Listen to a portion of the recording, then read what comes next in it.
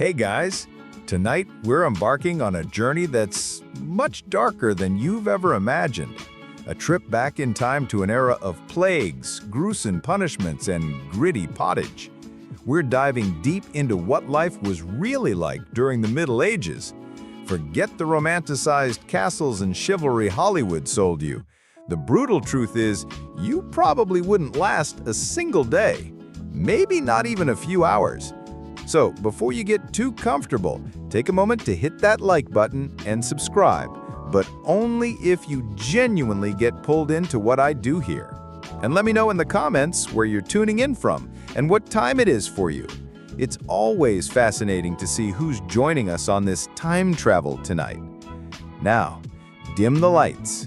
Maybe turn on a fan for that soft background hum, letting it become the whisper of the past. Take a deep breath, and let's ease into tonight's journey together. The medieval morning, a flea-ridden, foul-smelling welcome. Congratulations, you've just woken up in the year 1325. The good news, you're alive. The much worse news, so are the fleas. Your bed?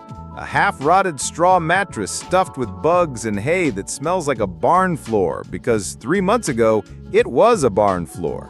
There's no memory foam, no pillows, and definitely no Egyptian cotton sheets. Just a wool blanket that hasn't been washed since last winter and now weighs roughly as much as a small cow from the accumulated grime. You blink awake as the church bell clangs in the distance. It's the medieval version of an alarm clock, only louder and somehow even more merciless than death itself. Your home is a wooden hut with one room, no windows, and a charmingly rustic, open-concept floor plan where your family, livestock, and domestic insects all share the same space. The smell? Ooh, it's a fragrant symphony of horrors. A subtle blend of stale beer, human sweat, goat, and something you pray isn't mold, but deep in your soul, you know it probably is. Scented candles haven't been invented, and even if they were, they'd just melt into your dirt floor. You try to stretch, but immediately regret it. The air is freezing, and your joints ache. You're 22 years old, which in medieval terms is roughly middle-aged. Your spine creaks like an old wooden door, and your knees sound like a bag of rocks being shaken by a confused peasant? Getting out of bed is a gamble. The floor is either wet from last night's rain, which leaks through the thatched roof, or crusty from something your neighbor's chicken did. Either way, your bare feet are now part of the ecosystem. Oh, and privacy? What's that? Your entire family, and maybe a random cousin who just never left, are waking up beside you. There's no bedroom, no curtains, no me time, just communal everything. Welcome to morning in medieval Europe, where you're never truly alone, because parasites, rodents, and 8 other people are always with you. And this is just how your day starts. It only gets worse from here. Nature calls the medieval bathroom horror show. So, you've managed to crawl out of your medieval haystack of horrors. Congrats. Now, nature calls. And it's not calling politely, it's screaming. This is where you start missing the modern bathroom. There's no toilet, no seat, no toilet paper, no flush, not even a mildly resentful plunger in the corner. In the 14th century, relieving yourself is an adventure, a social experiment, and often a small public event. If you're a peasant, your bathroom is likely a wooden bucket behind the house, which is already full because Uncle Wolfstan had a rough night after eating bad turnips. The smell? It's biblical in its pungency. You hold your breath, do your business, and then, here's the kicker, toss it into the street. Yes, the street. You're supposed to shout something like, "Godaloo," before dumping it out the window. That's Old French for "watch out below," although frankly, no one ever moves fast enough. Streets in medieval towns are open sewers, a charming river of human waste, animal droppings, and mystery liquids you'd rather not examine. If you're lucky enough to live in a town with public latrines, congratulations! You get to sit shoulder to shoulder with strangers in an outhouse where privacy is a myth and ventilation is a cruel joke. You might make small talk, but try not to breathe too deeply. Toilet paper? Never heard of it.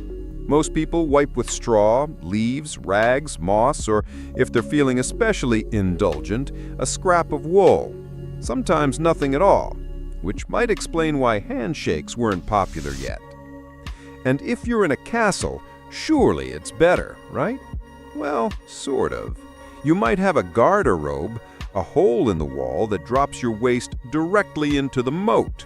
Great idea, except that your enemies know this. And yes, attackers sometimes climbed in through the waist chute. Talk about entering through the back door. So whether you're a farmer or a baron, medieval toileting is a humiliation ritual.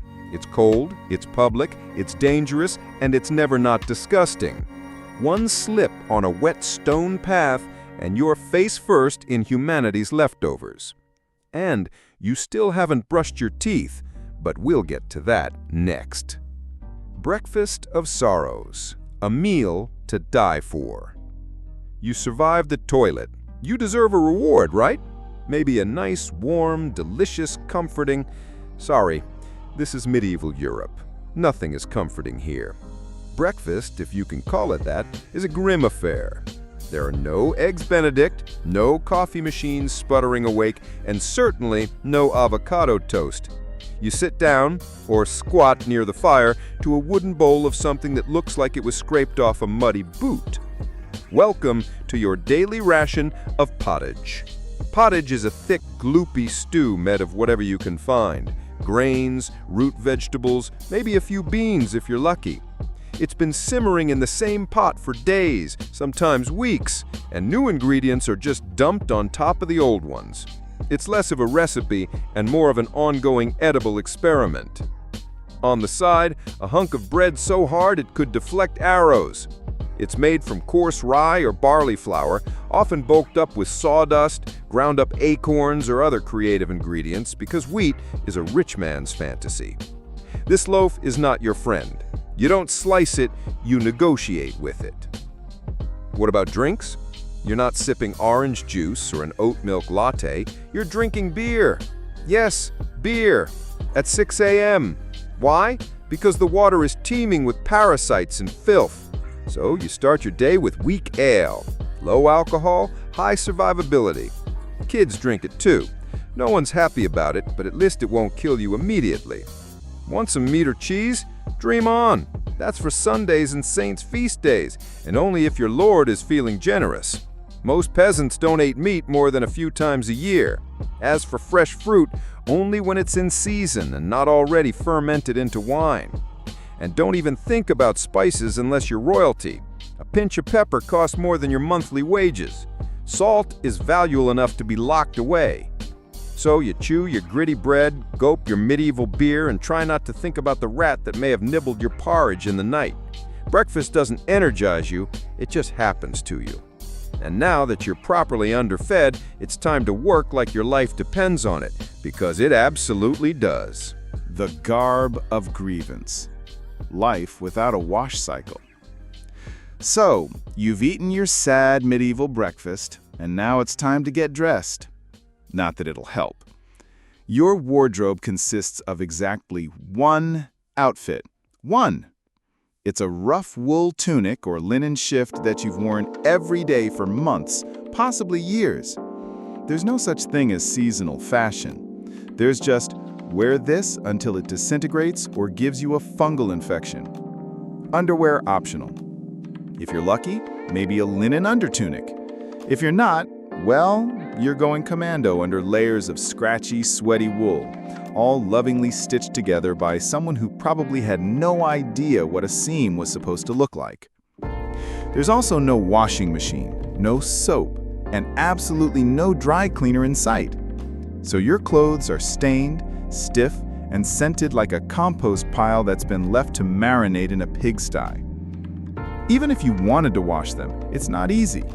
You'd have to haul water from a river or well, heat it over a fire, scrub your tunic on a board with ashes or lye, and hang it in the sun, which is out approximately 3 days a year. And don't get me started on shoes. If you own any, they're made of untreated leather, barely stitched together, and offer as much arch support as a banana peel. Most peasants just go barefoot through mud, through dung, through medieval landmines, aka sharp rocks and disease puddles. All this means one thing. Your skin hates you. You itch constantly. Fleas, lice, and bedbugs live rent-free on your body. Everyone has them. Nobles, lousy monks, itchy children, walking insect farms. No one escapes. You'll be scratching your armpit with a wooden spoon while chatting with the local priest, and no one will even bat an eye. Your skin is raw from rubbing, your scalp a battlefield of bites. And if you develop a rash, well, too bad. There's no dermatologist, no hydrocortisone, no one to tell you it's probably scabies. You just keep on suffering. And if you're lucky enough to not get an infection, great! That rash will simply accompany you for the next 6 months like an unwanted medieval sidekick. Now that you're dressed in misery and wrapped in discomfort, it's time to head outside and start working yourself to death. The smile of death. Medieval dental hygiene. Now that you're fully dressed in itches and damp wool, it's time to flash that morning smile. Except you don't, because in the Middle Ages, smiling is a dangerous game. Not emotionally, but dentally. There's no toothbrush, no toothpaste, no mouthwash, no floss. The concept of oral hygiene is about as popular as bathing, which is to say, not very. Some people might chew on a twig or rinse with wine or vinegar, but for the most part, your teeth are on their own, and they're not doing well.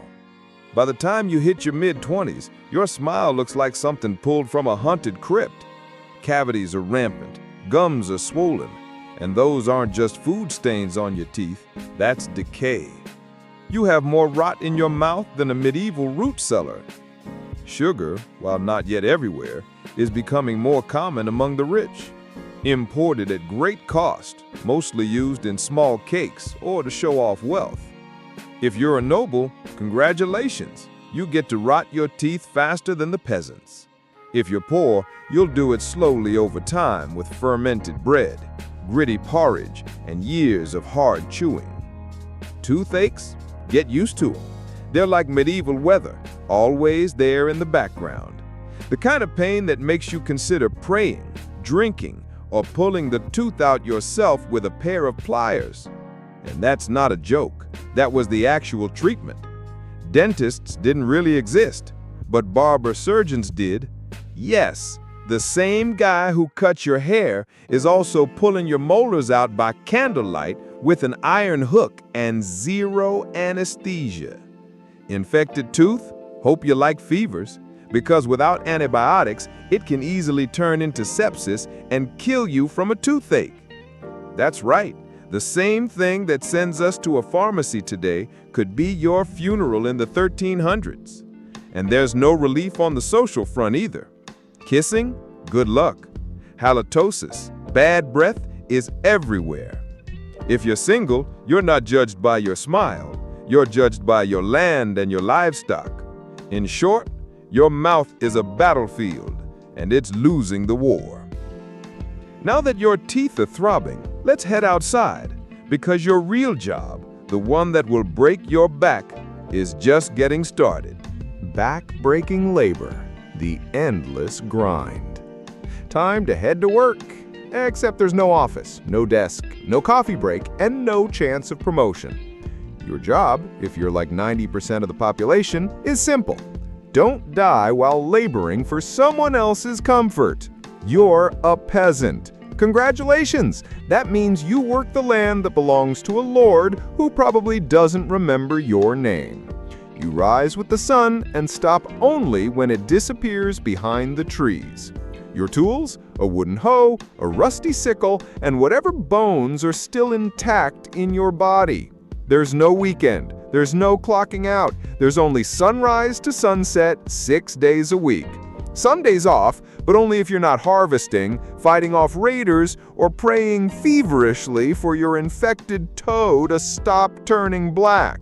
The work is brutal. Fields are plowed by hand or with oxen, if you're rich enough to afford one. You dig ditches, sow seeds, pull weeds, and carry water until your spine begins to resemble the letter S. No one cares if you're tired. No one's asking how your mental health is doing. If you're a woman, surprise, you don't just do field work, you also care for children, clean, cook, spin wool, feed animals, and pretend your husband's lice infestation isn't slowly migrating to your side of the bed. Children? They start helping out around age 5. No school, no toys, just a tiny wooden rake and a dream of one day not dying of the flu.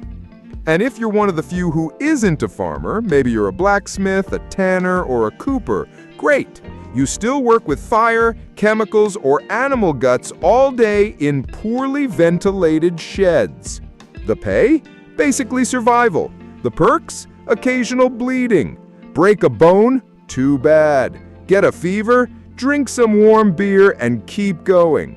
You can't afford to stop, not even for a day, because if you don't work, you don't eat. And if you don't eat, well, medieval Europe has a solution for that.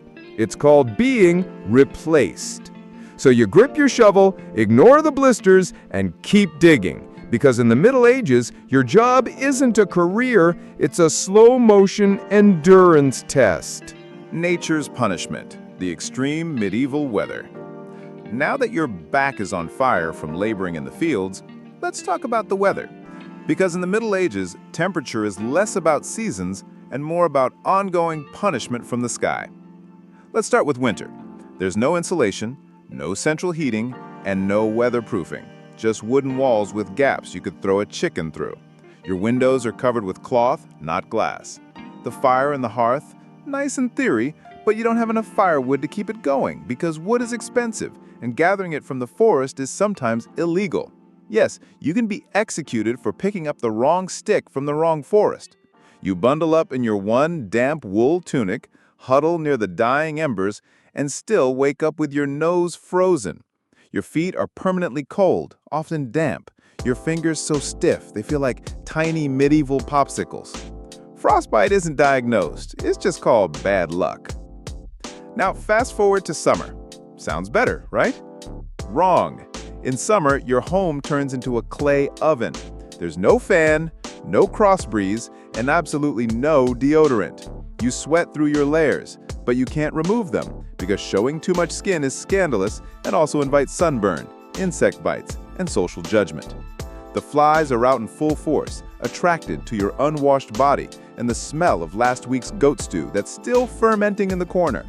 Mosquitoes buzz by your ear while you sleep, assuming you can sleep through the sound of your neighbors yelling and babies crying.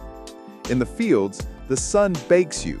No sunblock, no hat unless you fashioned one out of straw like a desperate scarecrow. And the worst part? You still have to work.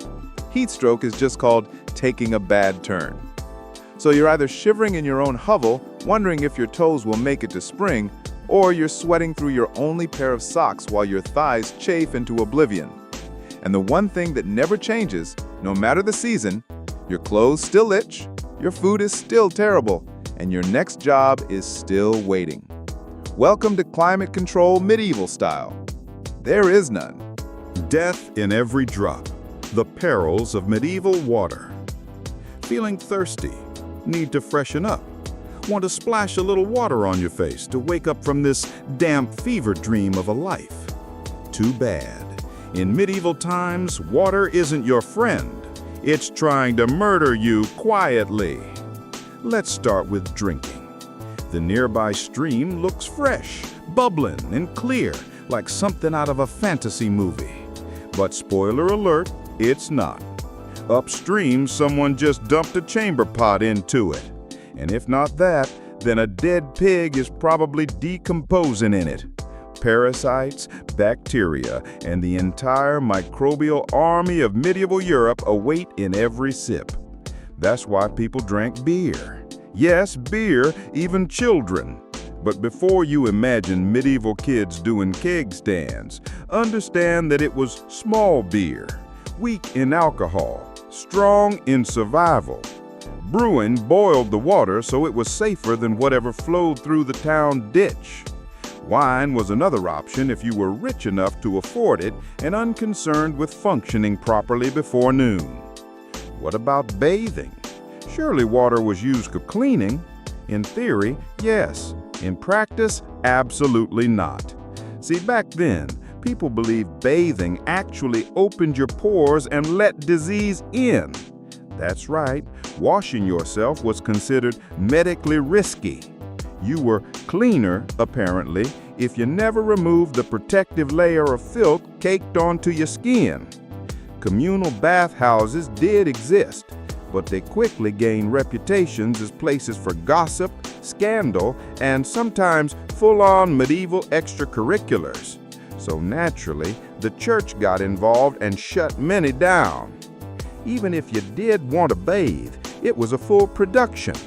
You'd need to fetch water from the well, boil it over a fire, fill a wooden tub that leaked, and then pray no one else in the house used it before you, or worse, after. And rainwater collected in open barrels where birds poop, insects breed, and moss thrives. Sounds refreshing, doesn't it? So whether it's going in your mouth, on your body, or onto your crops, water in the Middle Ages is less of a life source and more of a gamble. One wrong gulp and you're spending your final days sweating in a straw bed, clutching your stomach, and contemplating all your life choices. Next time you sip tap water, raise a glass for our ancestors. They didn't have the luxury of hydration without hazard. Medieval medicine. Polite torture with a theology degree. So you drank the water. Or maybe you didn't. Maybe you just stubbed your toe on a rock shaped like disappointment. Either way, you're sick. You need help. You need a doctor. Too bad you live in the Middle Ages, where medicine is really just polite torture with a theology degree. Let's start with the diagnosis. Everything wrong with you, whether it's a cough, rash, broken bone, or the creeping plague, is caused by your humors being out of balance. The four humors were blood, phlegm, yellow bile, and black bile. According to medieval science, your health depends on keeping them balanced, like some sort of internal soup. Got a fever? Too much blood? The answer? Bloodletting. That's right. Let's drain your life force into a bowl using a dull blade or a hungry leech. And yes, barbers were often the ones doing it. Imagine getting a haircut and a hemoglobin extraction in one sitting. 2 for 1, baby. Feeling sad or anxious? That's clearly an excess of black bile. The cure? Laxatives. Maybe a warm herbal purge, or just prayers and a cold compress while everyone avoids eye contact with you and starts carving your coffin. Now, if you break a bone or get a nasty wound, you're in real trouble. There's no anesthesia, unless you count passing out from pain. Surgery is done with knives that haven't been cleaned since the Crusades. Tools are heated over fire, not for sterilization, but because they just look scarier that way. Antibiotics? Centuries away.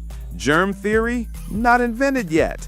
They think disease comes from bad air or God being annoyed with your moral failings. Got a stomach ache? Must have been your sinful thoughts. Hope you like confessing while vomiting. If your condition gets worse, you'll be treated with more leeches, possibly some crushed beetles, and a priest at your bedside giving last rites just in case. At this point, they're preparing for the cure known as death. And if by some miracle you recover, everyone just assumes God took pity on you. The doctor takes full credit, and the leech gets promoted. So yes, in the Middle Ages, medicine is less about healing and more about surviving the cure. The terrifying supper, a meal of misfortune and risk. After a long day of labor, lice, and leeches, it's finally time to eat.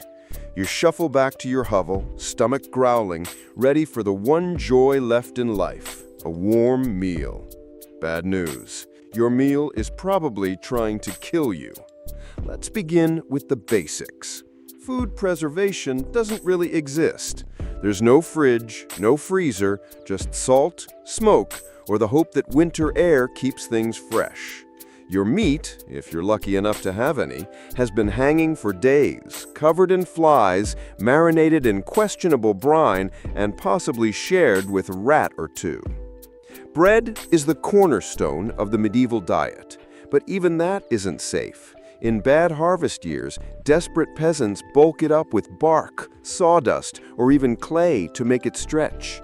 And if it's rye season, there's a bonus, ergot, a fungus that causes convulsions, hallucinations, and sometimes death. It's like eating bread laced with LSD and tetanus. Vegetables? Only if they're in season. And you know what's always in season? Turnips. So many turnips. Boiled, mashed, or floating in pottage, which, if you remember from Chapter 3, is basically a hot swamp of mystery ingredients that's been simmering since your great-grandfather's funeral. Fruit might be available in the fall, but it rots quickly, and sugar is rare, expensive, and hoarded by the rich to show off their blackened teeth. Dairy is another gamble. Fresh milk spoils in hours. Butter and cheese fare better, but they're loaded with bacteria. People eat them anyway, because, frankly, it's either that or chew your boot leather. And let's talk about seasoning. Spices like pepper, cinnamon, or nutmeg, worth more than gold. For the average peasant, flavor comes from onions, salt, if you're lucky, and pain. Most meals taste like wet burlap sprinkled with sadness. But food isn't just a health hazard, it's a political one. Game animals belong to the Lord, not you. Caught poaching a rabbit? You could be fined, imprisoned, or even executed. That's right, your dinner could get you hanged. So as you sit down to eat your gray stew by flickering firelight, remember, every bite is a risk, but you eat anyway, because in the Middle Ages, food doesn't nourish, it tests you. Night falls, the church's gaze and social pressure. It's evening now. You've worked, suffered, and barely digested your suspicious stew. You might think the day's winding down, but don't get too relaxed, because God is watching. So is the priest, and so is your neighbor Agnes, who will absolutely rat you out if you miss Mass. In medieval Europe, religion isn't just part of life, it is life. The church controls your calendar, your laws, your education, if you can read, your birth, marriage, death, and everything in between. Think of it as your spiritual landlord, and you're always behind on rent. Every day is structured around prayer bells. The town church bell rings in the morning, noon, and night. Not because people need reminders, but because missing prayer is a sin. Forget to bow? Sin. Eat meat on a Friday? Sin. Think about your neighbor's wife and that one dream? Double sin. And yes, hell is very real, vividly real. Priests describe it in glorious detail. Rivers of fire, lakes of boiling blood, demons with pitchforks, and eternal wailing. If the plague doesn't scare you, eternal damnation definitely will. You can't read the Bible yourself because it's written in Latin, a language reserved for monks, clergy, and that one noble kid who's too good for dirt. You rely on the church to interpret everything for you. That means if the priest says your crop failure is because you didn't pray hard enough, well, time to kneel harder. Tithes, a tenth of everything you own, are mandatory. If you grow wheat, you give wheat. If you raise chickens, you give eggs. If you have nothing, congratulations, you're spiritually bankrupt and financially doomed. Holidays? They're holy days, dozens of them. And while they offer breaks from labor, they're not for fun. They're for attending Mass, fasting, confessing sins, and reminding yourself that joy is a dangerous indulgence. Questioning the church is dangerous. Heretics are burned, witches are drowned, blasphemers are flogged, and skeptics are quickly reformed. So you go through the motions. You chant, you bow, you pray that your soul, after enduring this dirt-covered life, might finally land in paradise, assuming the priest likes you. Because in the Middle Ages, God may be merciful, but the church, not so much. The woman's burden. Hard mode with no health potions. If you thought being a medieval peasant was rough, try doing it as a woman. All the filth, famine, and fear, plus childbirth, subservience, and social invisibility. In the Middle Ages, being a woman is like being on hard mode with no health potions and no restart button. From birth, a girl's life path is pretty much locked in. Marry young, bear children, serve your husband, die tired. Education? Not likely. Unless you're from a noble family and sent to a convent, your intellectual development stops around the time you learn how to churn butter and patch a tunic. Marriage happens early, really early. It's not weird to be betrothed at 12 and pregnant by 14. It's not about love. It's about land, livestock, and alliances. Your opinion? Not required. Once married, you're basically your husband's property. Your job is to produce heirs, feed everyone, keep the house running, and not complain. Because complaining might get you branded a nag, or worse, a witch. That label comes with a complimentary drowning or burning, depending on local fashion. Childbirth is a death lottery. There's no prenatal care, no sterile tools, no anesthesia. Midwives do their best, but even minor complications can mean death for the mother, the child, or both. Some women survive 10 pregnancies. Many don't survive 2. But don't worry. Once the baby is out, your work increases. Now you have a screaming infant in a louse-ridden hut, and you're expected to nurse, cook, clean, and still help in the fields. You don't get a break. You are the break for everyone else. If you're unmarried, you're suspicious. If you're widowed, vulnerable. If you're outspoken, dangerous.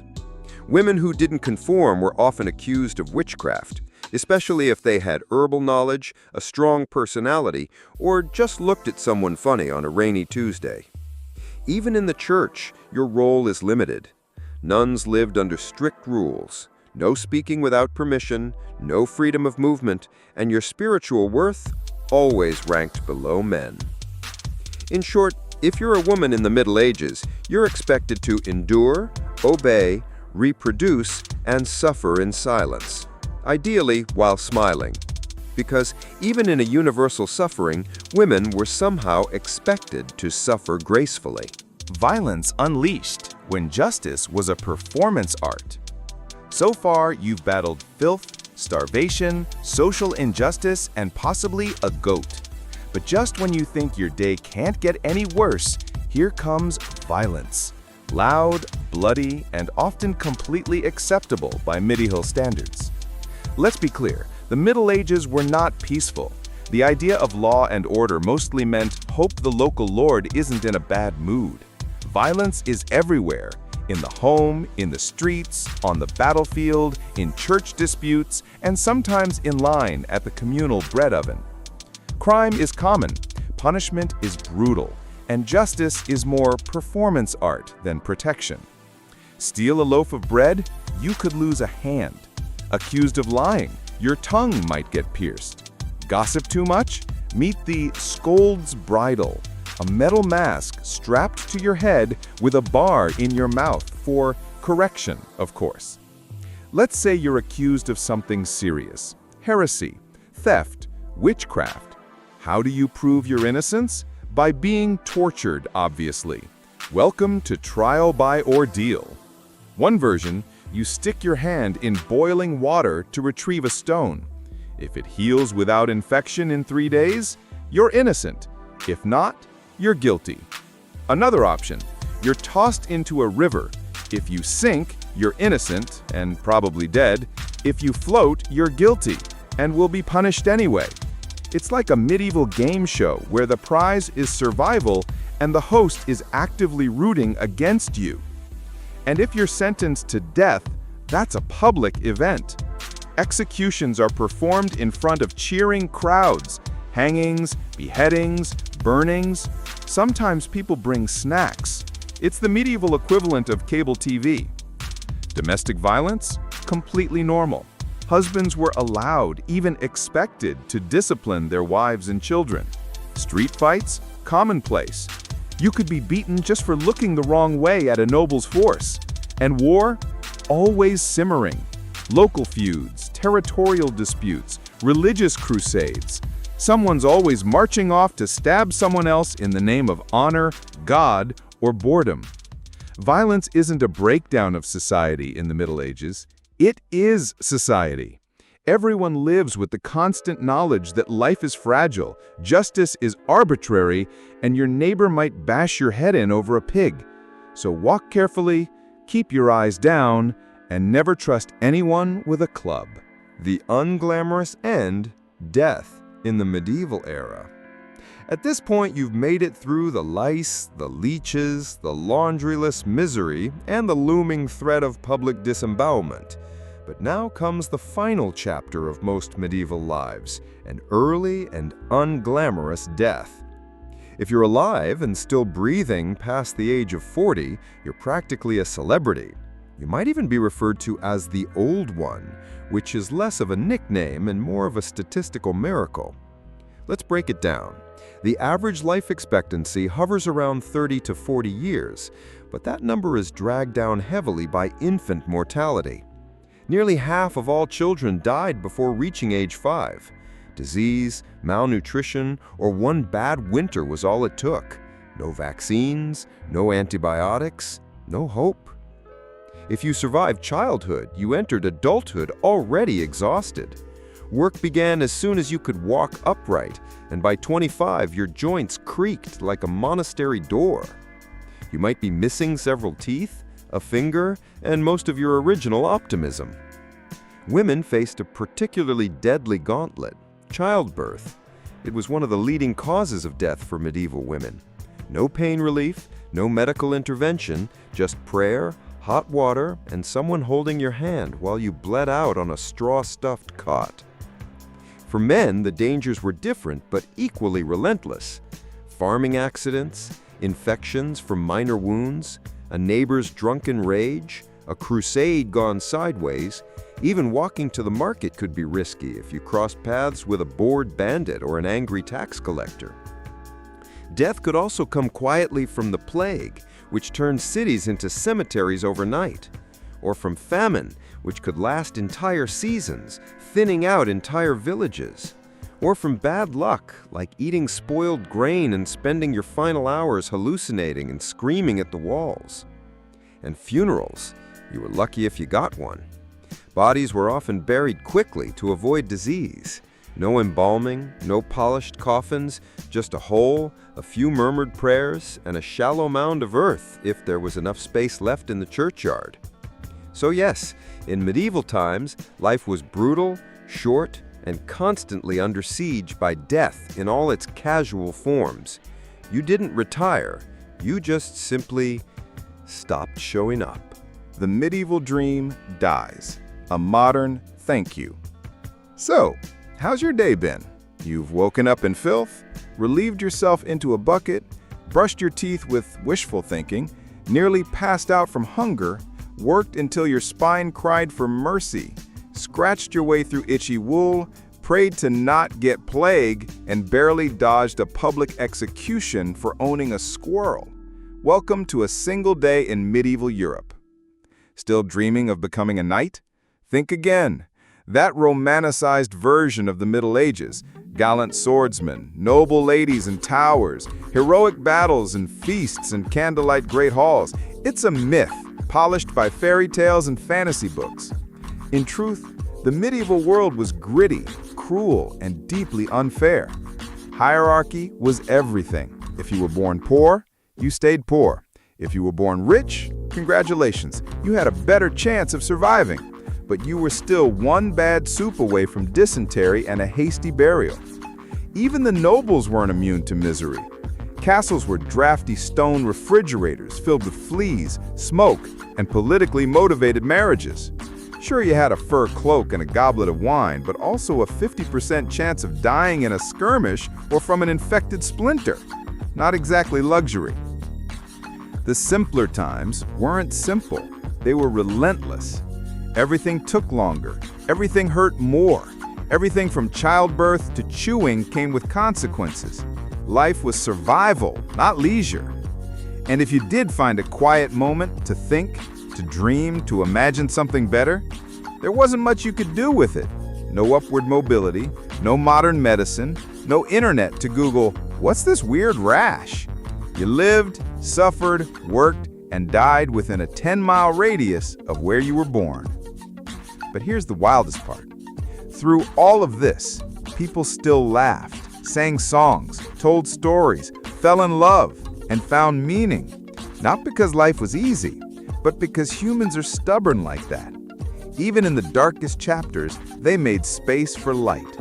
So tonight, when you slip into your clean bed with indoor plumbing, antibiotics, and central heating, maybe say a quiet thank you to the modern world and to our ancestors who fought rats, famine, and feudalism so you wouldn't have to. Catherine the Great, from German princess to Russian empress.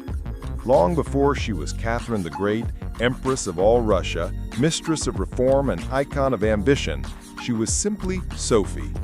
Born Sophie Friederike Auguste von Anhalt-Zerbst in 1729, she was the daughter of a relatively obscure German princely family.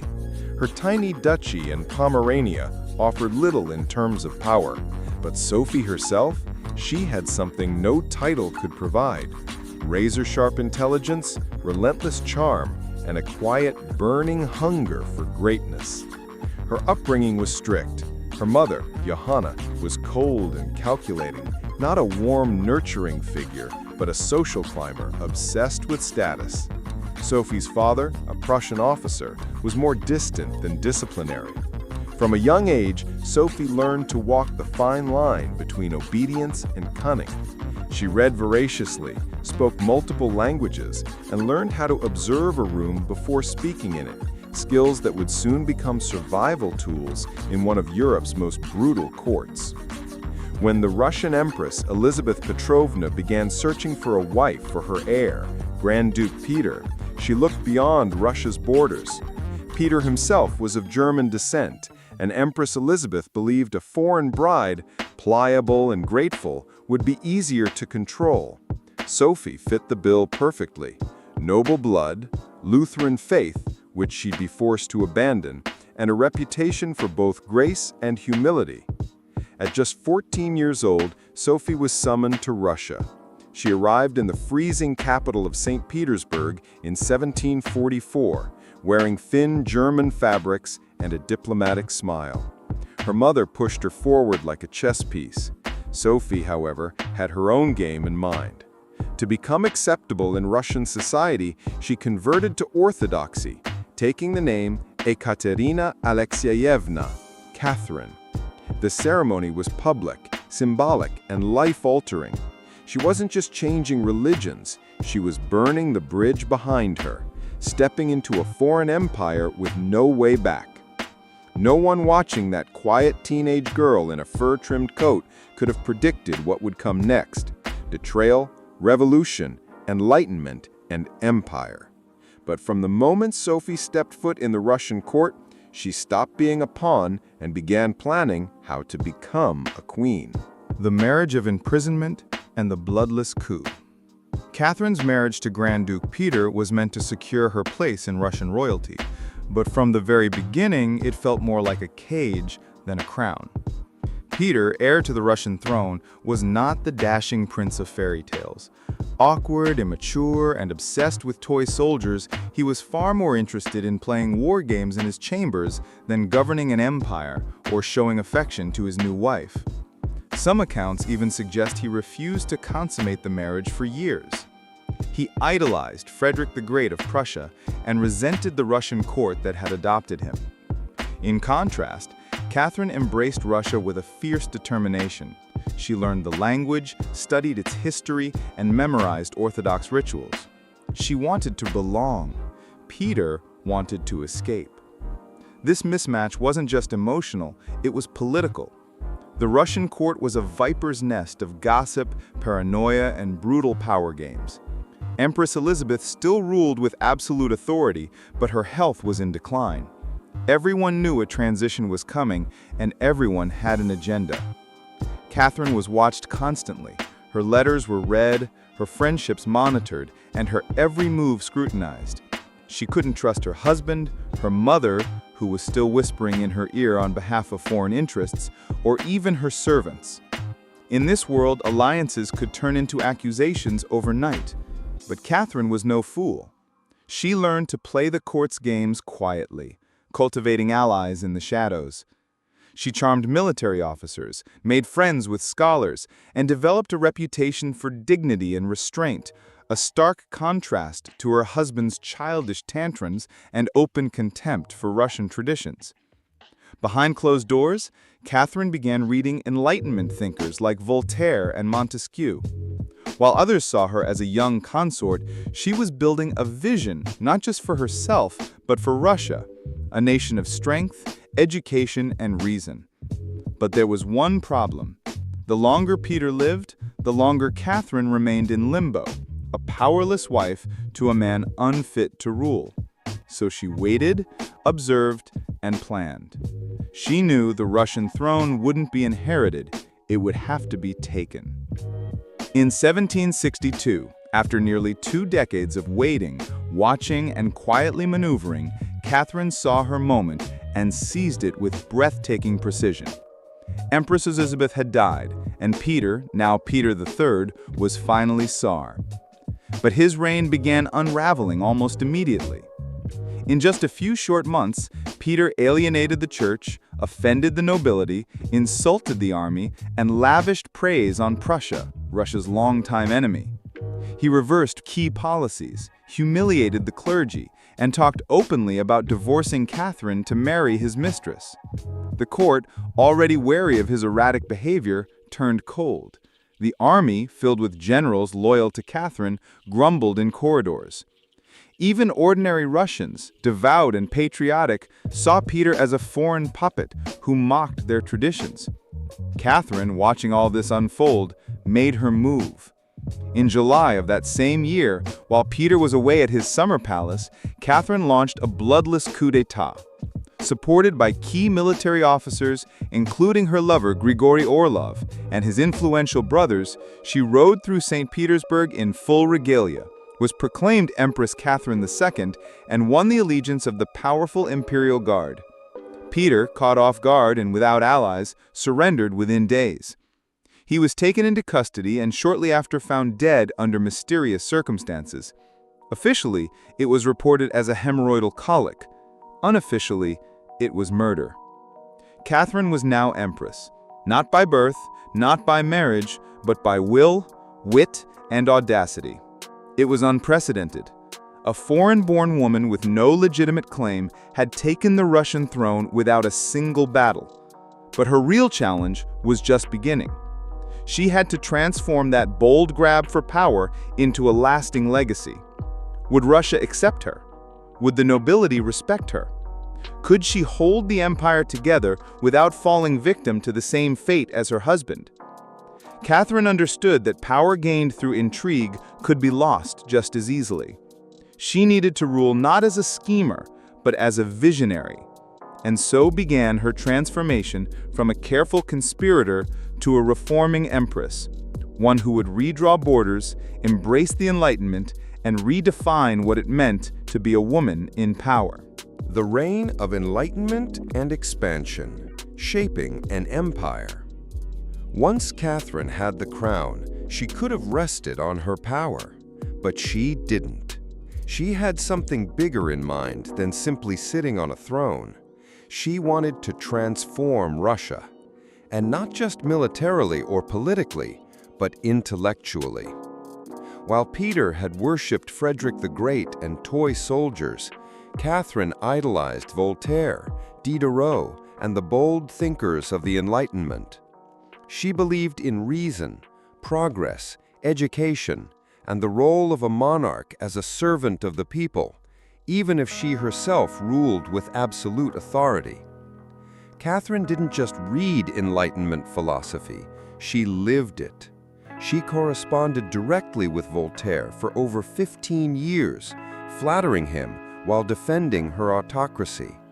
She invited Diderot to her court and even purchased his entire library to support him financially.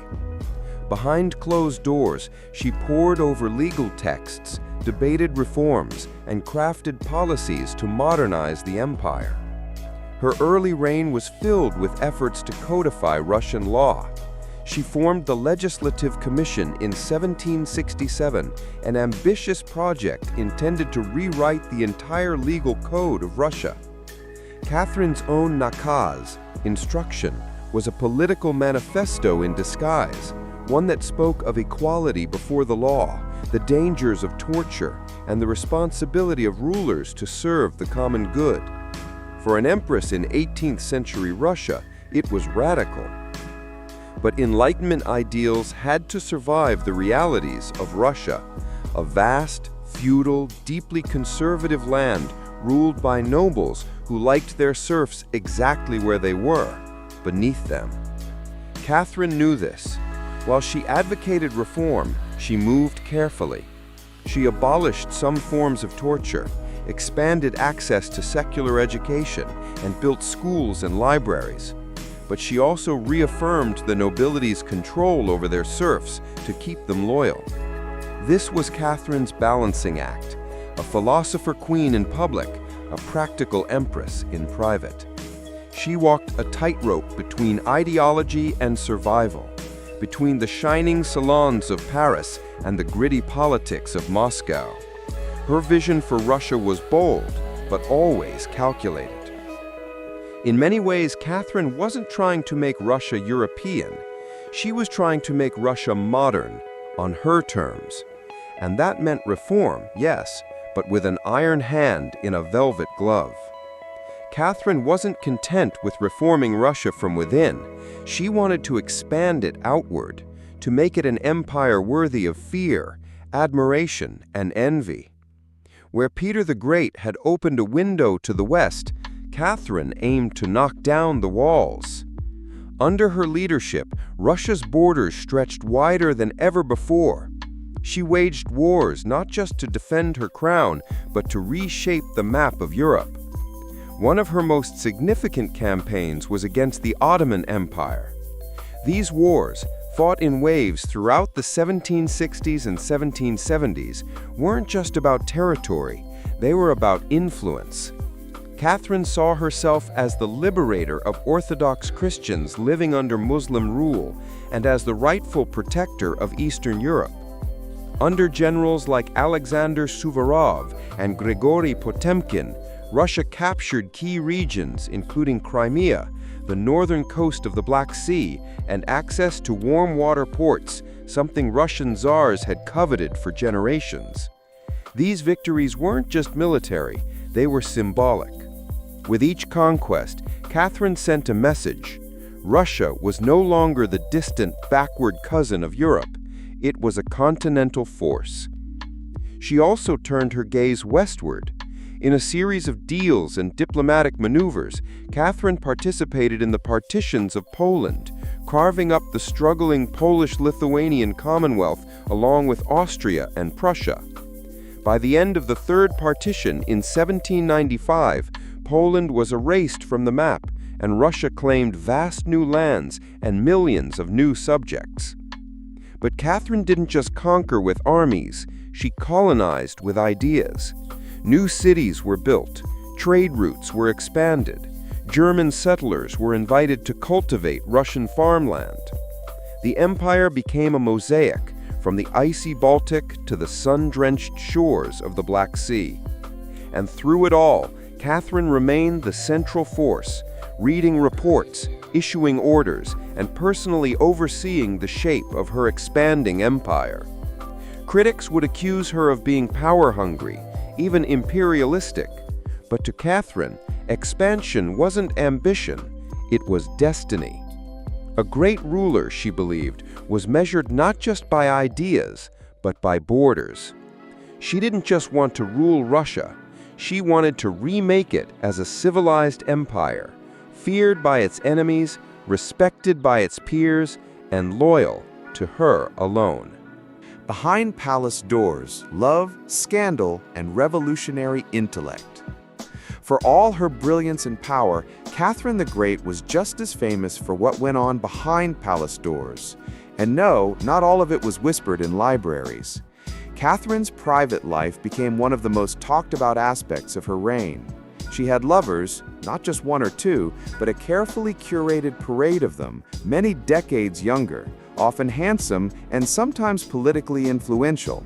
She didn't hide them. In fact, she often rewarded them with titles, estates, and pensions if they behaved well. If not, they were quietly dismissed, sometimes with a polite thank you and a promotion.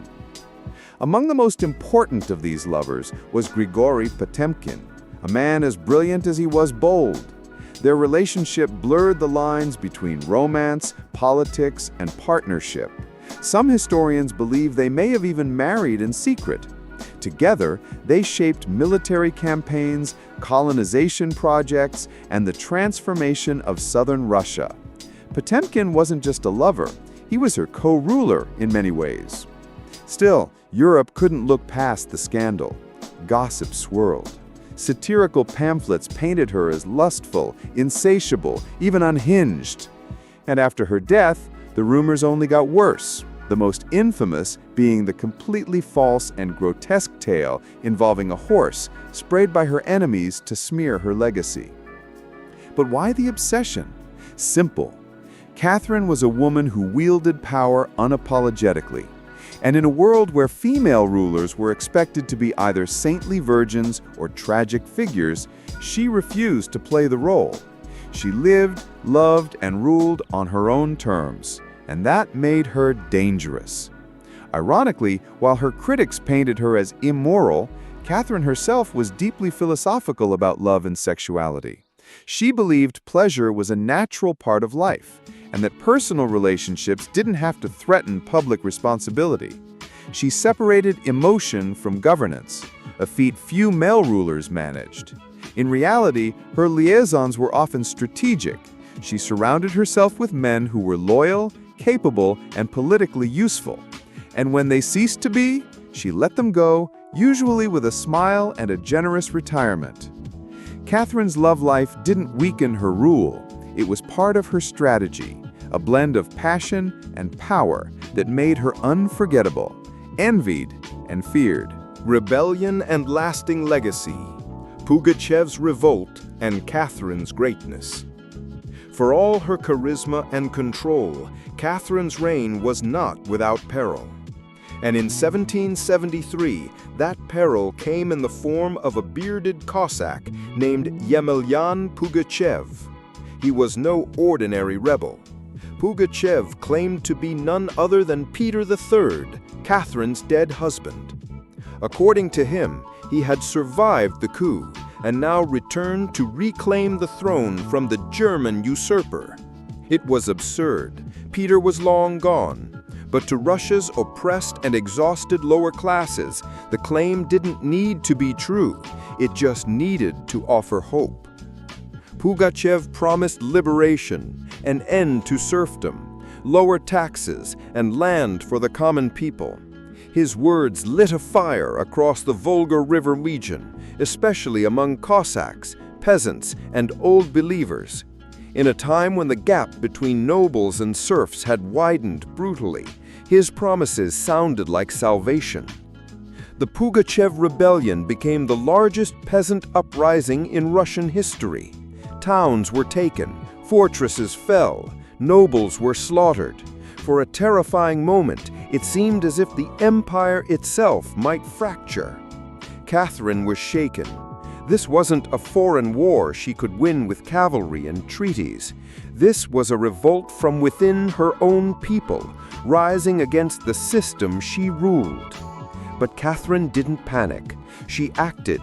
She dispatched professional military forces to crush the rebellion ruthlessly. Pugachev's forces were defeated in 1774. He was captured, displayed in an iron cage, and eventually beheaded in Moscow, a public warning to all who dared follow. Afterward, Catherine doubled down on order and control.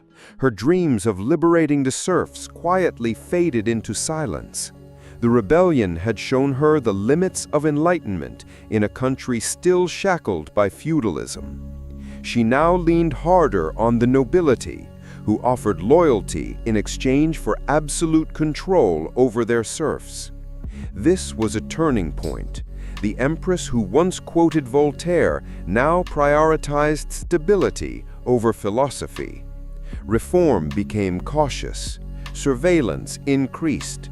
Rebellion, even whispered, was to be stomped out before it had breath. Pugachev may have lost his head, but he left behind a warning that haunted Catherine. That power built on inequality could only hold so long before the storm came crashing through. The end of an era, enduring myth. By the time Catherine the Great approached the final years of her life, she had ruled Russia for over 3 decades, longer than any female ruler in Russian history. From the moment she seized power, she had defied expectations, reshaped her empire, and redefined what a woman and a monarch could be. Under Catherine's reign, Russia became a true European powerhouse. Its territory expanded by over 200,000 square miles, swallowing Crimea, parts of Poland, and stretches of the Black Sea coast. These weren't just military wins, they were strategic pivots, securing warm water ports and reshaping trade. But her legacy wasn't only drawn on maps. Catherine left a cultural mark as well. She helped found the Hermitage Museum, amassed one of the greatest art collections in Europe, and corresponded with the greatest minds of the Enlightenment. Her court became a center of sophistication, art, and intellectual ambition. In a country often viewed as backward by Western Europeans, Catherine put Russia firmly on the cultural map. She modernized education, founding schools for girls, and promoted the printing of books. She introduced smallpox inoculation to Russia, even publicly receiving the vaccine herself, an act of scientific bravery in her time. Yet, her reign was also one of contradictions. While she admired Enlightenment ideals, she never freed the serfs. In fact, she extended serfdom deeper into Russia's territories. Her reforms, while impressive, remained mostly top-down, designed to polish the empire without truly transforming its foundations. Still, Catherine's rule brought stability and ambition. She understood that power was not inherited, it was crafted, managed, and constantly defended. She ruled not by divine right, but by force of will, political brilliance, and relentless calculation. She was called many things: a usurper, a tyrant, a reformer, a seducer, but above all, she was effective. When she died in 1796, Russia was wealthier, larger, and more formidable than it had been in centuries. She left behind a throne secure, an empire expanded, and a legend that would endure for centuries. Catherine didn't just reign, she ruled with intellect, strategy, and an unapologetic grip on history. And in doing so, she became more than an empress. The woman behind the empire, Catherine's inner world. For all her power, expansion, and enduring legacy, Catherine the Great was still, at her core, a woman navigating a man's world and reshaping it in her image. Behind the imperial portraits and state decrees was someone deeply aware of how precarious her position was. She was not born Russian. She came to the throne through a coup. She ruled an empire that didn't want a woman in charge. And yet, she not only endured, she thrived. Catherine was never content to be ornamental. She read constantly, wrote endlessly, and never stopped learning. Her daily schedule was intense. Hours of reading reports, corresponding with foreign powers, editing state papers, and managing a court filled with rival factions. She wasn't content to simply sit on the throne. She worked the throne like a stateswoman born to it. She was also, in many ways, lonely. She surrounded herself with courtiers, lovers, and artists, yet wrote in her memoirs of how few people she could truly trust. Her son Paul, whom she distrusted and kept away from state matters, grew into a man she feared would undo all her progress.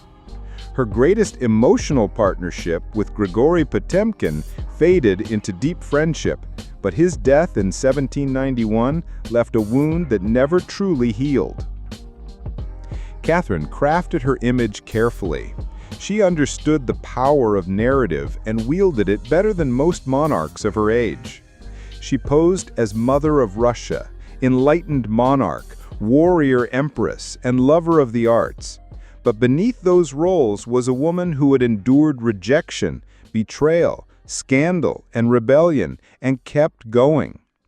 When she died in 1796, she left behind an empire transformed, but also questions. Could she have done more to end serfdom? Were her Enlightenment ideals compromised by politics? Was she more reformer or ruler? History remembers her by the title she never gave herself, the Great. It wasn't because she was flawless, or kind, or just. It was because she took power and wielded it on her own terms in a time and place where women weren't supposed to have any. She didn't just wear the crown, she rewrote what it meant to deserve one. The Red Queen of Palenque, a crimson enigma. In the humid depths of the Chiapas jungle in southern Mexico, the ruins of Palenque whisper stories from the ancient Maya world. Towering temples rise above the canopy, their limestone faces eroded by time, but still brimming with secrets. And in 1994, one of those secrets revealed itself. A team of Mexican archaeologists, led by Fanny Lopez Jimenez, was surveying Temple 3, a relatively modest pyramid next to the more famous Temple of the Inscriptions, the burial site of the mighty king Pakal the Great. Temple 3 wasn't expected to hold much until they noticed something odd. A sealed, hidden chamber beneath the structure. No looters had touched it. It was pristine. When the archaeologists broke through and lowered themselves inside, they found a stone sarcophagus resting in silence. The air was heavy with the weight of centuries. As they opened the lid, red dust rose like smoke, brilliant, shocking red. The interior was covered in powdered cinnabar, a toxic mercury sulfide used ceremonially by the Maya. And lying within that crimson cloud was the skeleton of a woman. She had been buried with care and reverence. Her bones were fragile but intact, her skull still wearing a jade mask, and her body surrounded by funerary offerings, necklaces, diadems, ear spools, all crafted from jade and shell. Everything about the burial screamed royalty, yet no name was inscribed, no glyphs identified her. It was one of the richest female burials ever found in Mesoamerica. And yet, it was a total enigma. Why was she buried in red powder? Who was she? Was she a queen, a priestess, or perhaps even Pakal's wife? The researchers called her the Red Queen, and the name stuck. But even with modern forensics, they couldn't say for sure who she was, only that she had lived around the 7th century during the golden age of Palenque. Unlike most Maya tombs, hers had been hidden, untouched, and purposefully isolated. Her burial wasn't just ceremonial, it was spiritual. This woman wasn't meant to be remembered with words. She was meant to be remembered through ritual, through color, and through the mystery she left behind. The power of cinnabar, red for rebirth, red for royalty. The most haunting feature of the Red Queen's tomb wasn't her jade jewelry or the silence of the sealed chamber. It was the red dust.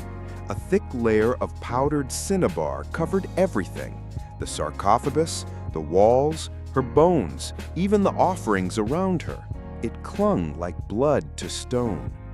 To the Maya, this was no accident.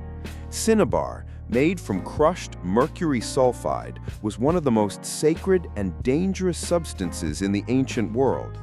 Its vibrant red color wasn't just visually striking. It symbolized blood, rebirth, and the life force that connected the human and divine realms. Red was sacred. It was the color of sunrise, of sacrifice, of life emerging from death. And it wasn't just symbolic, it was spiritual. Covering the dead in cinnabar was a ritual meant to transform the body, preserving it not for eternity, but for transition. In Maya belief, death wasn't the end, it was a passage, a crossing into another cosmic layer. And so, the Red Queen, whoever she was being prepared not just for burial, but for deification. But there's another layer to this. Cinnabar is toxic. Repeated exposure can lead to mercury poisoning, tremors, hallucinations, even death. The Maya likely didn't understand the chemistry, but they felt its potency. It was volatile, powerful, dangerous.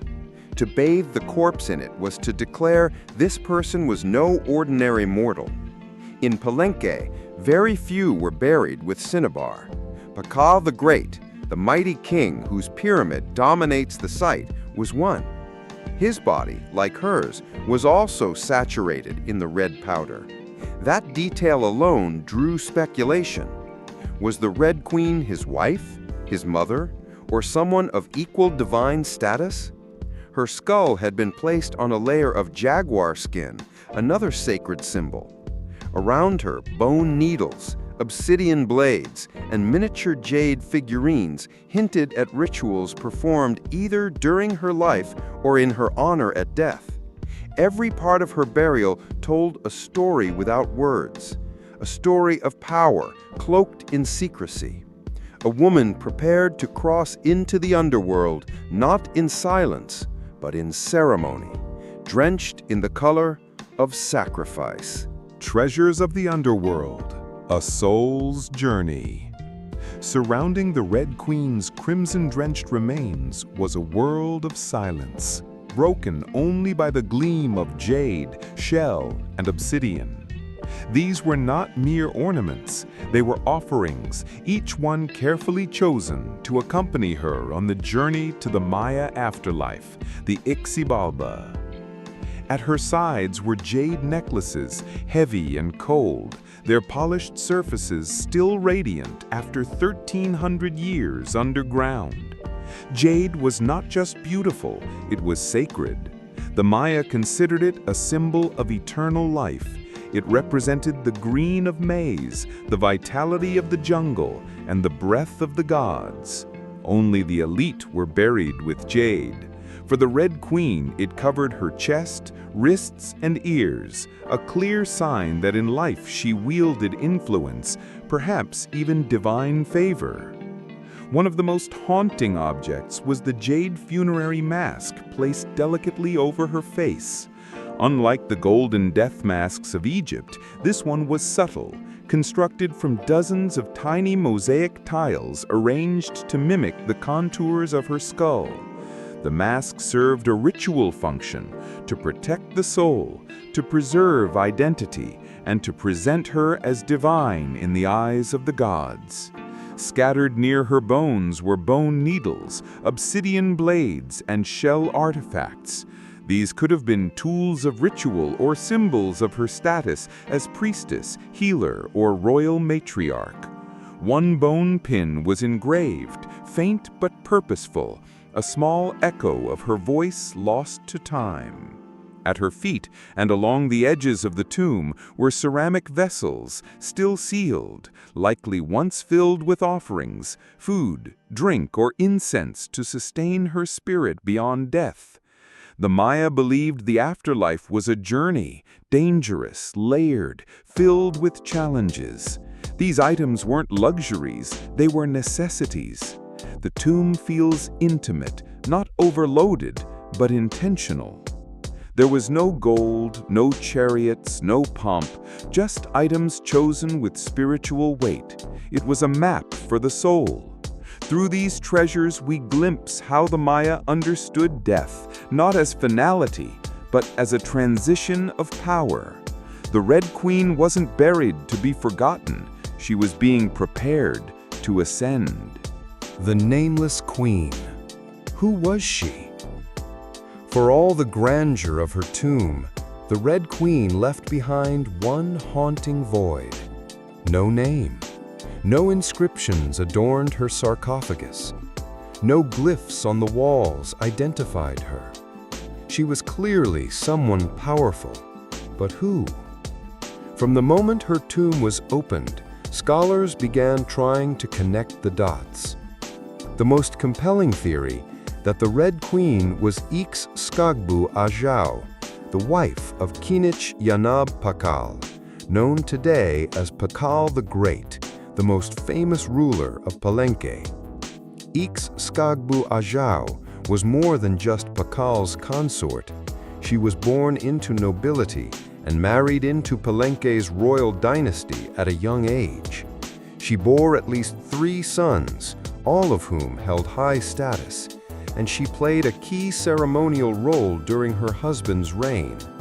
If anyone could be buried with such honor, it was her. Supporting this theory was the tomb's location, just a few feet away from Pakal's own grand burial in the Temple of the Inscriptions. The proximity suggests a deliberate pairing, husband and wife, rulers even in death. And then there's the cinnabar. Only 2 burials in Palenque were found with such intense cinnabar coverage, Pakal and the Red Queen. It's unlikely this was a coincidence. But here's where the mystery deepens.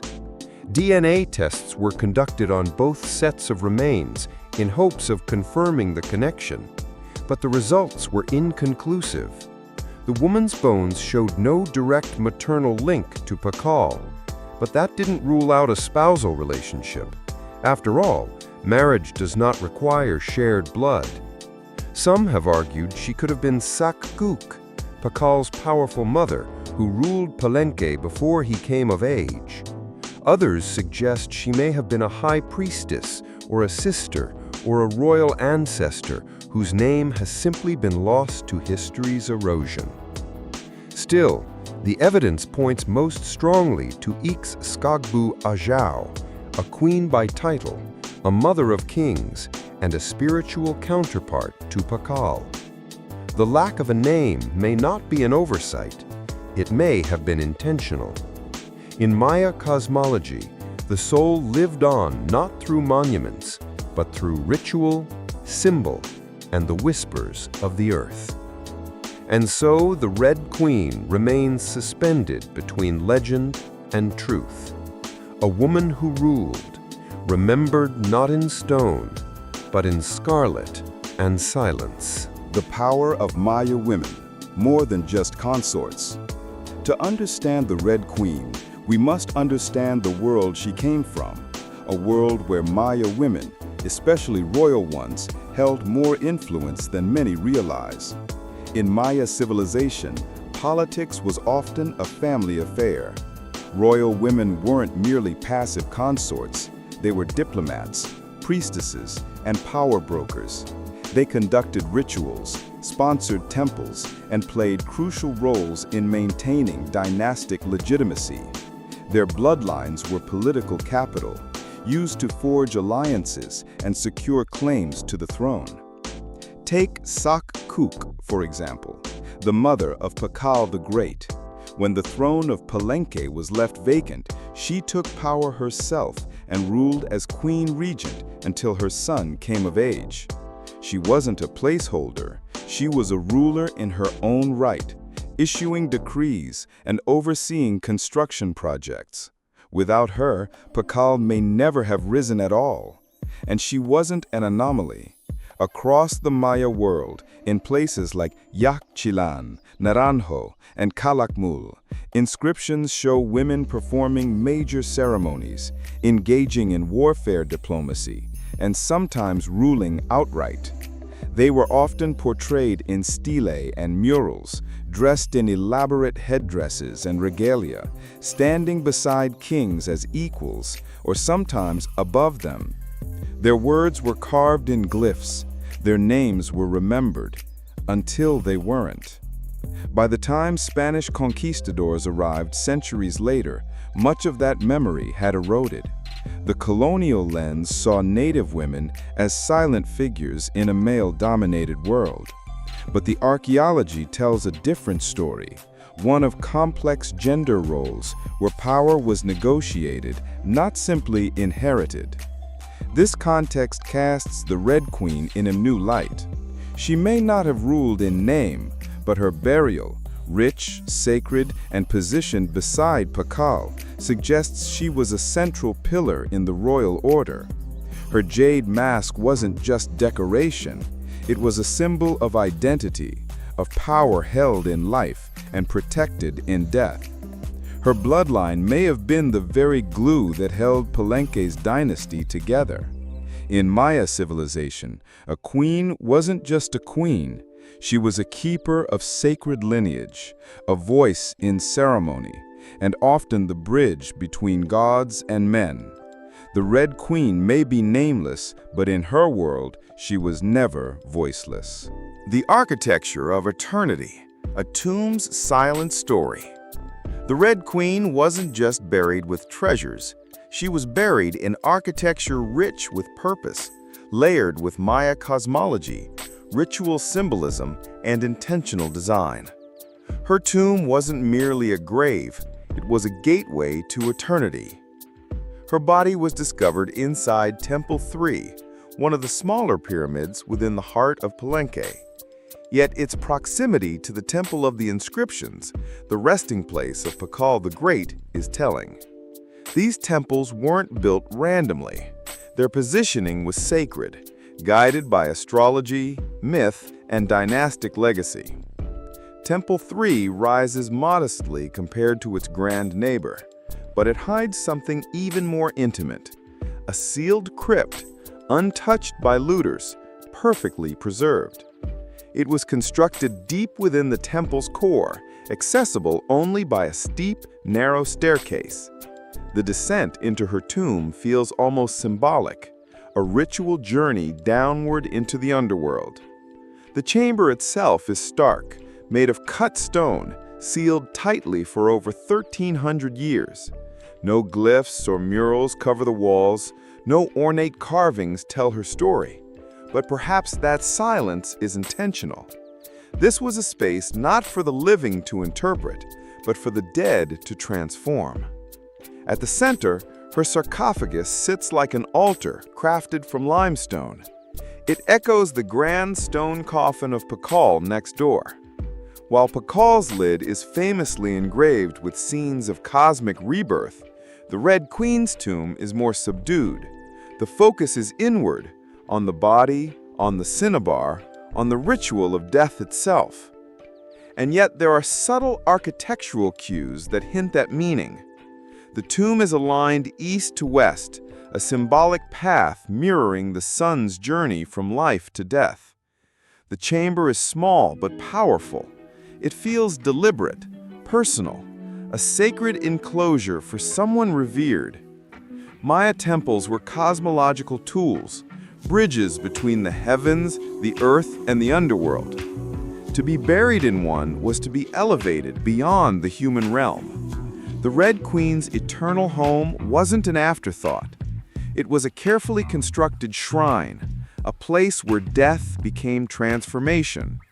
Her bones rest in stone, her essence in cinnabar, and her legacy in the architecture itself. A temple that speaks without words, telling us she mattered. Crossing the Xibalba, death as transformation. To the ancient Maya, death wasn't the end. It was a threshold, a sacred passage into the underworld known as Xibalba.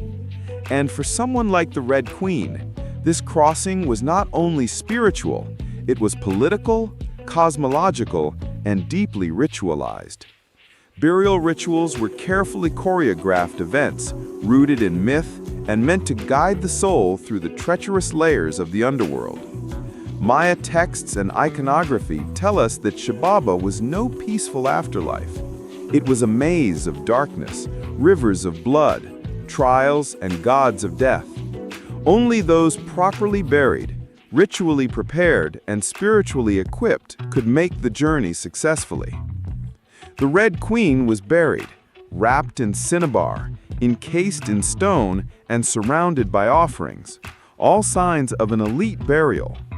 But there's more. The presence of bone needles and obsidian blades in her tomb hint at auto-sacrifice rituals, possibly symbolic tools representing rites she had performed in life or that were reenacted at her burial to empower her spirit. Her funerary mask, carefully assembled from jade tiles, may not have simply been decorative. It may have served as a spiritual vessel, preserving her face and identity as she journeyed into the afterlife. In Maya belief, the face was a mirror of the soul, and the soul needed to be recognized by the gods. The ceramic vessels surrounding her may have once held chocolate, maize, water, or even pulque to nourish her in the next world. Other items like stingray spines or shell trumpets could have represented spiritual tools, calls to the gods, or tokens of ritual communication. Burial wasn't just a goodbye, it was a transformation. The Maya believed in cycles, death as seed, burial as planting, and the afterlife as rebirth. Kings and queens were often seen as earthly incarnations of gods, and in death, they returned to those divine origins. The Red Queen, covered in the color of blood, entombed in a pyramid, and honored with offerings, was being prepared for rebirth, not as a mortal, but as a being tied to the sacred order of the cosmos. Her burial wasn't the end of her story. It was the beginning of her legend. The Queen's proximity to Pakal, a cosmic partnership. Just a few steps away from the Red Queen's final resting place lies one of the most iconic tombs in Mesoamerica, that of Kinjanab Pakal, known simply as Pakal the Great. His burial inside the Grand Temple of the Inscriptions is celebrated for its artistry, scale, and deeply spiritual symbolism. But what makes the Red Queen's tomb so extraordinary is not only what was inside, it's where it was found. Her sarcophagus was hidden within Temple 3, directly adjacent to Pakal's monument. In a city like Palenque, where every temple was carefully positioned to reflect cosmic principles, this closeness was no coincidence. It was intentional, a statement etched in stone. Many scholars believe the Red Queen was Ixtzakbu Ajao, Pakal's queen and trusted consort. While her tomb lacks inscriptions, the similarities between their burials are striking. Both wrapped in cinnabar, both entombed in pyramids, both buried with jade, and both treated with extreme reverence. These rituals mirror each other as if two halves of a sacred narrative. Pakal's lid famously depicts him falling into the underworld tree, a cosmic scene of death and rebirth. The Red Queen's simpler tomb contains no such iconography, but the symbolism lies in the pairing itself.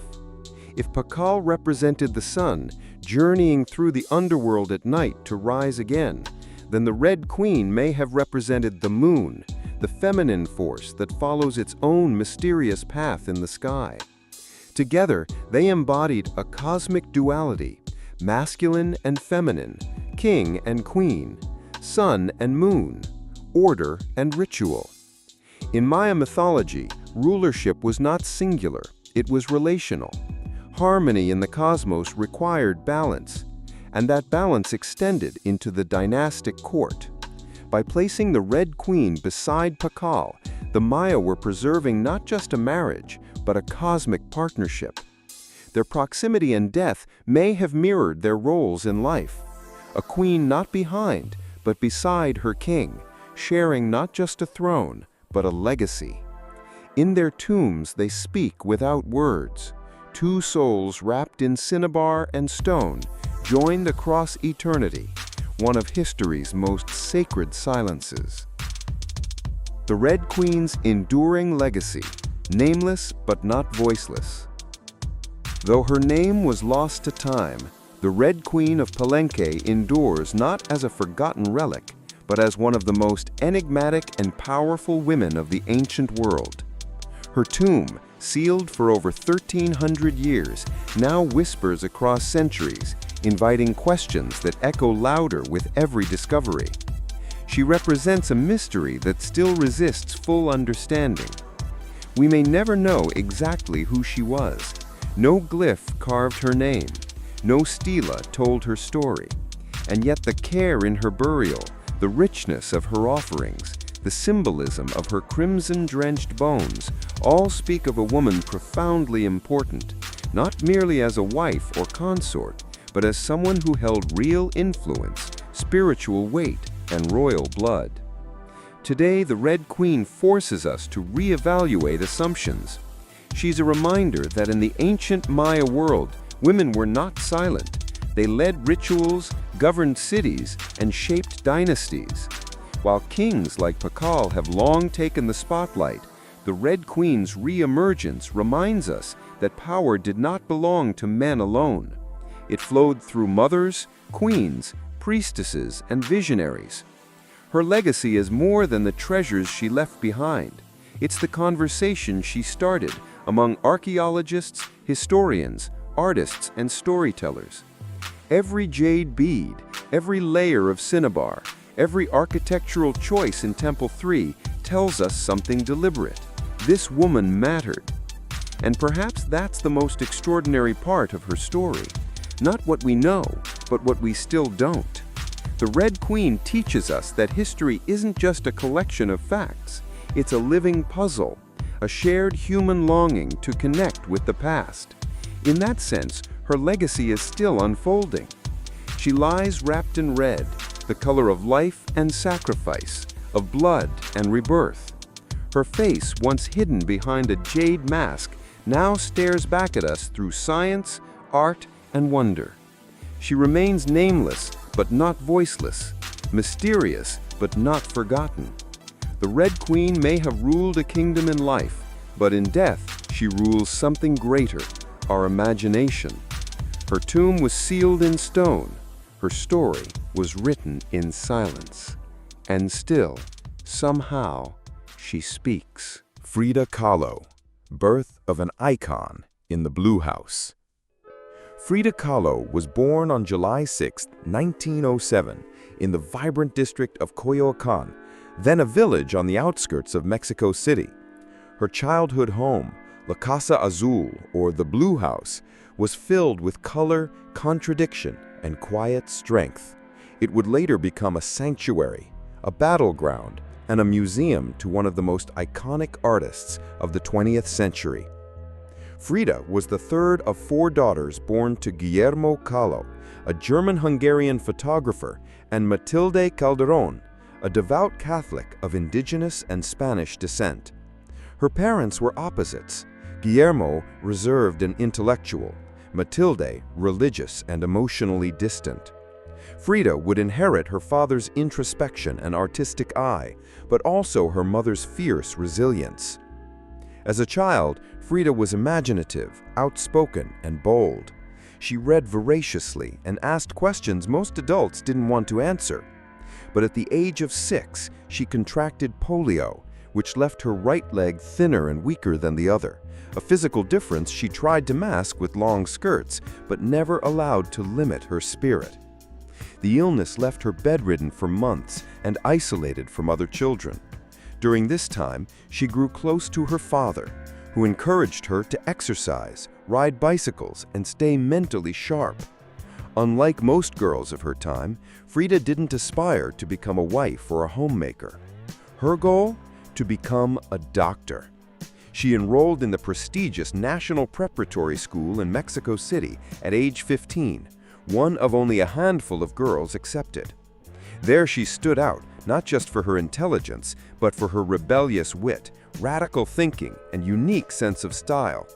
She joined a group of young intellectuals known as the Cachuchas, who debated philosophy, literature, and politics. Frida was drawn to revolution, to ideas that challenged tradition. But even in those early years, before the bus crash that would define her body, and before the fame that would define her legacy, Frida Kahlo was already painting herself into the world with sharp edges, unapologetic ideas, and an identity too big to fit inside anyone else's expectations.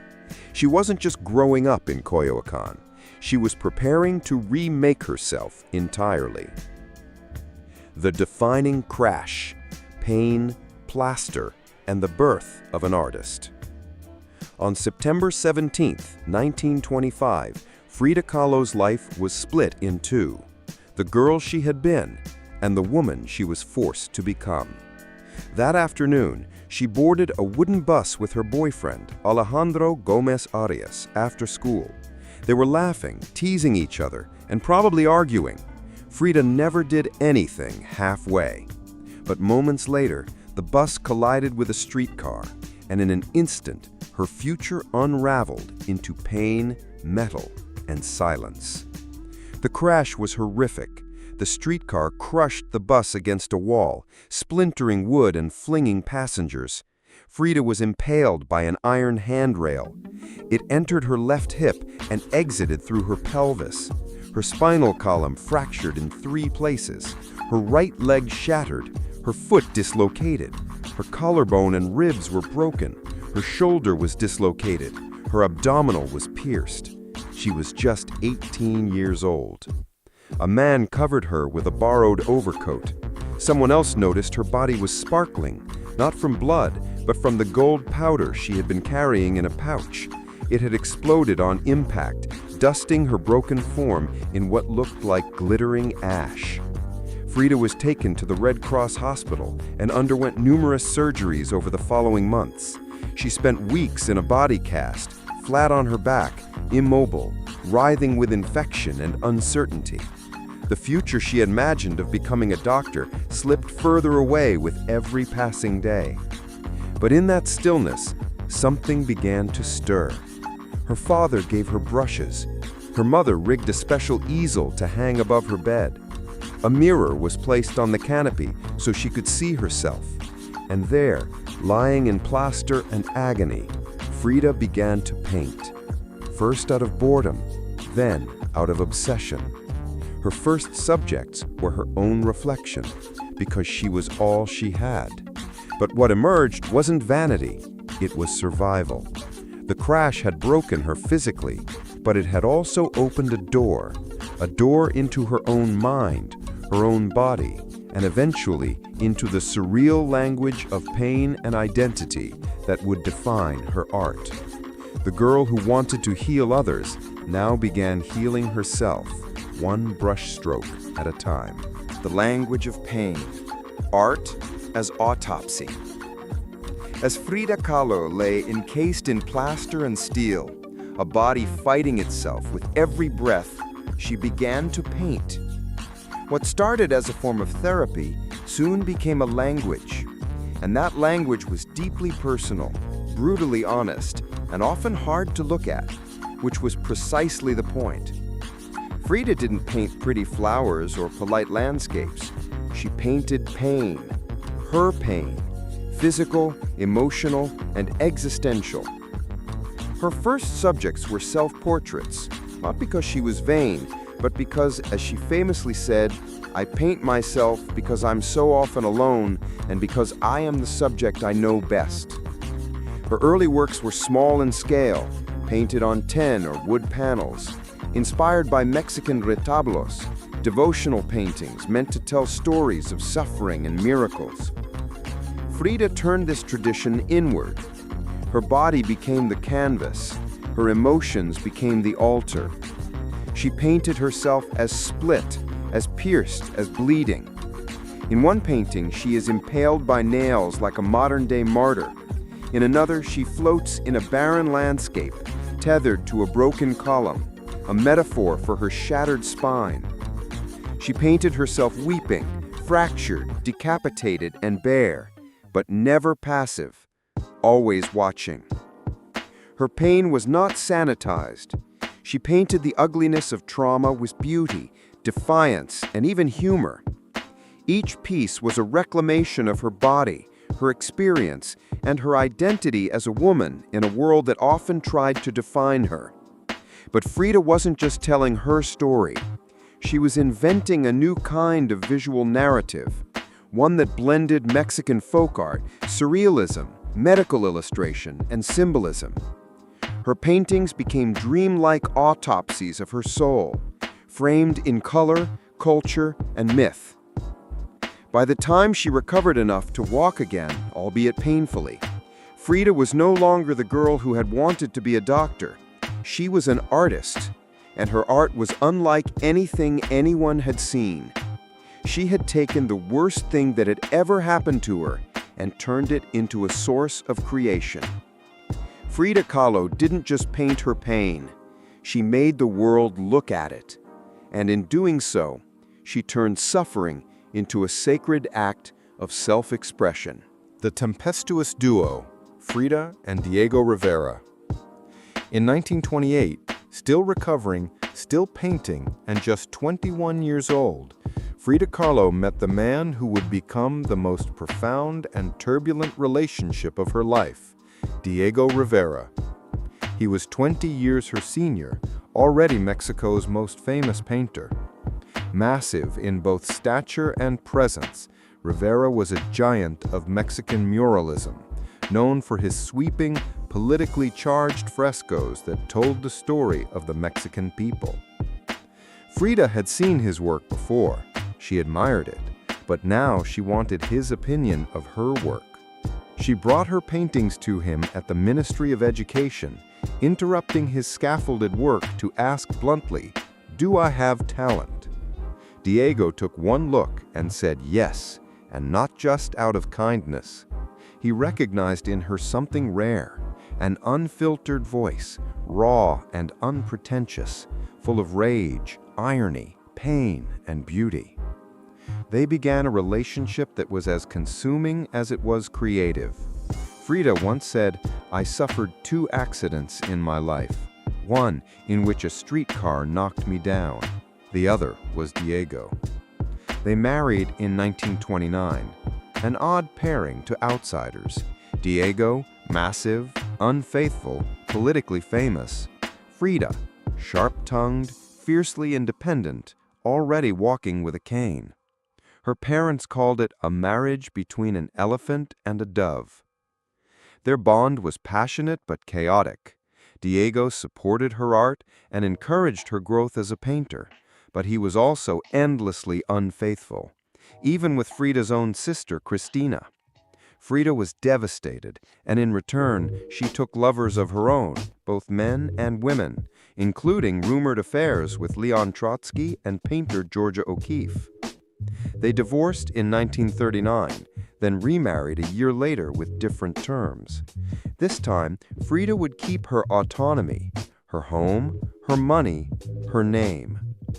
Their second marriage was less about traditional love and more about creative partnership and mutual understanding.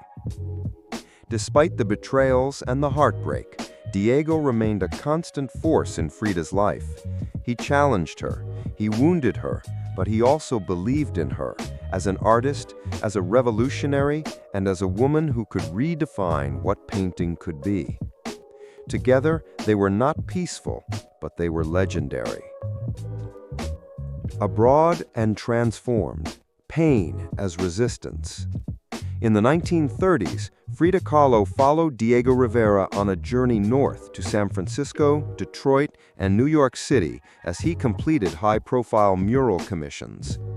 These years abroad brought her face-to-face with American industrialism, wealth, and the contradictions of capitalism, and they left her with deep political discomfort.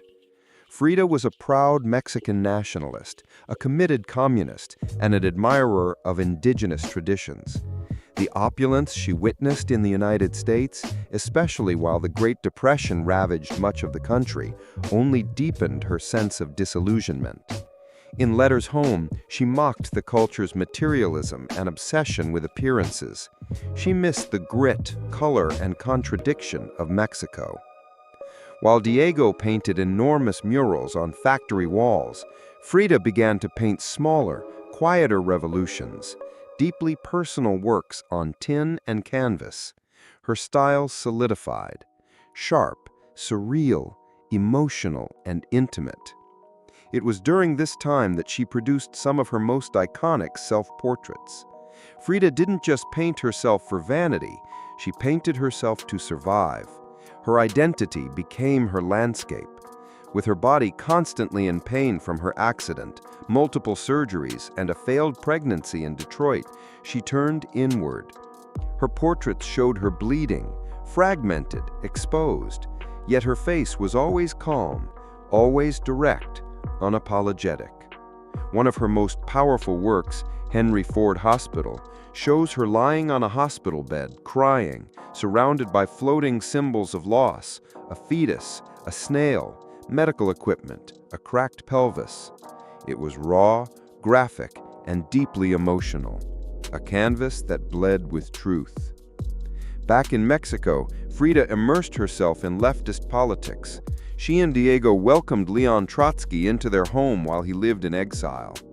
Frida wore Tehuana dresses, traditional indigenous garments, not just as fashion, but as a political and cultural statement. Her art was never disconnected from her beliefs.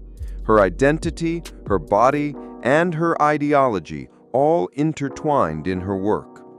While Diego was painting murals of revolution, Frida painted its human cost, the body in pieces, the mind on fire, and the self always staring back. In exile and in illness, she became not just a painter of pain, but a painter of resistance. Home and Unleashed, the Casa Azul and later years. When Frida Kahlo returned to Mexico in the late 1930s, she was no longer just Diego Rivera's wife. She had become something else entirely, a force, an artist whose work radiated with raw honesty, surreal symbolism, and cultural identity. Back in her homeland, she stepped fully into herself. Her Casa Azul in Coyoacán became a sanctuary of color and contradiction. Bright cobalt walls, yellow trim, Aztec statues in the garden, monkeys and parrots wandering freely. The house was a living extension of Frida's imagination. It was a blend of tradition and rebellion, elegance and earth. Here she surrounded herself with pre-Columbian artifacts, ex-votos, folk art, and revolutionary books. She wore bold de Juana dresses, wove flowers into her hair, and painted amid the scent of copal incense and the sounds of mariachi on the street outside. This period marked an explosion of creativity. Her paintings became more intricate, more symbolic, and more political. Works like The Two Fridas revealed a divided self, one in European dress with a bleeding heart, the other in indigenous clothing, strong and composed. It was Frida's visual autobiography, a portrait of love, loss, and heritage. In 1939, she exhibited her work in Paris, where artists like Picasso, Breton, and Kandinsky praised her fiercely original style. But even among the surrealists, Frida stood apart. When André Breton tried to label her as one of their own, she pushed back. "They thought I was a surrealist, but I wasn't. I never painted dreams. I painted my own reality." She painted Mexico, not the romantic postcard version, but the living, breathing country she adored. Her work pulsed with symbolism, skeletons, hummingbirds, hearts, thorns, corn, and blood. She honored the indigenous roots of her homeland while unmasking the violence of its past and present. But even as her artistic voice grew stronger, her health continued to decline. Multiple surgeries, infections, and chronic pain became daily realities. Still, she painted through it, propped up in bed, torso bound in corsets, fingers clenched around the brush. Frida had returned to Mexico, not to rest, but to reclaim her power through paint, through politics, and through her fearless embrace of the self. The final brushstrokes, defiance until the end. As the 1940s wore on, Frida Kahlo's body continued to betray her. Her spine was deteriorating. Her right leg was constantly infected. She underwent more than 30 surgeries in her lifetime, often in grueling succession. At times, she was bedridden for months, encased in body casts or immobilized by traction devices that stretched her bones apart. But still, she painted. Each canvas during these years became both a release and an act of resistance. Her works grew darker, more defiant. She painted with a clarity sharpened by pain, refusing to hide behind metaphor. In The Broken Column, she presents herself split down the middle, her body pierced with nails, a cracked ionic column replacing her spine. Yet her face is stoic, her gaze unflinching. Pain for Frida was no longer just a subject, it was her companion, her antagonist, her muse. Her political voice also grew louder. She joined the Mexican Communist Party, marched in demonstrations, wrote fiery letters, and called out imperialism and injustice. When her health no longer allowed her to walk, she appeared at protests in a wheelchair, defiantly holding signs and shouting slogans. In 1953, Frida was given her first solo exhibition in Mexico, a long overdue celebration of her art. But her health was so fragile, doctors told her she couldn't attend. So she did what only Frida would do. She arrived by ambulance, carried in on a stretcher, and placed in the center of the gallery on her hospital bed. Dressed in traditional finery, surrounded by her own work, she greeted guests with tequila, laughter, and that fire still burning in her eyes. Her final paintings were both childlike and harrowing. In Marxism Will Give Health to the Sick, she painted herself wearing a steel corset cradled by the hands of Marx, casting away symbols of oppression. Her last known work was a still life of sliced watermelons, one piece bearing the words, "Viva la vida," long live life. Even in the face of death, she remained defiant, joyful, and political. Frida Kahlo's last portraits weren't just self-portraits, they were acts of revolution, painted in pain, but always signed with life. The Undying Legacy, Frida Kahlo, Immortal Icon. On July 13, 1954, at the age of 47, Frida Kahlo died in the same place she had been born, La Casa Azul, in Cayoacan. The official cause was listed as a pulmonary embolism, but those closest to her whispered of something deeper. She had been ill, yes, but also exhausted by pain, by surgeries, by the long war with her own body.